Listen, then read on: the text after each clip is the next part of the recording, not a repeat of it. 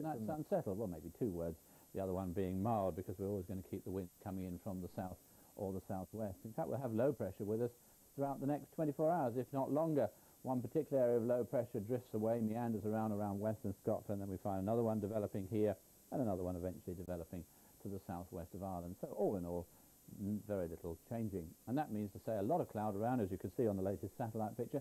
One or two gaps in it, admittedly, so there are some clearer and drier intervals around, but equally on the radar, quite a bit of rain. The rain is heaviest through western Scotland and across Northern Ireland, and that's where the evening in many places is going to be wet. Just a little bit of drizzly rain working its way across England and Wales. Most of that actually tends to die away, so that by the end of the night we'll just have some left probably near to the south coast, but they'll still be quite wet in parts of Northern Ireland, but the heavier rain having transferred more down towards the southwestern corner of Scotland.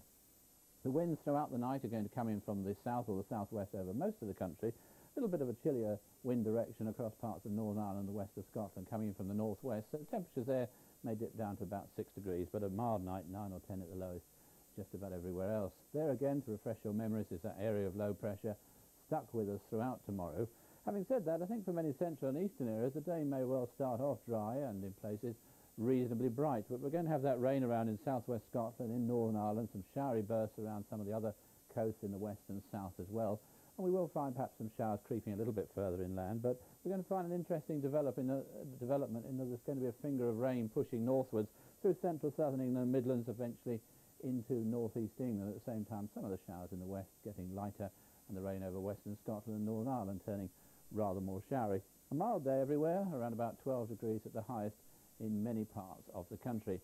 The unsettled theme continues into Sunday. The rain in eastern areas of England, once it's set in overnight, very reluctant to clear away and eventually pushing into Scotland as well.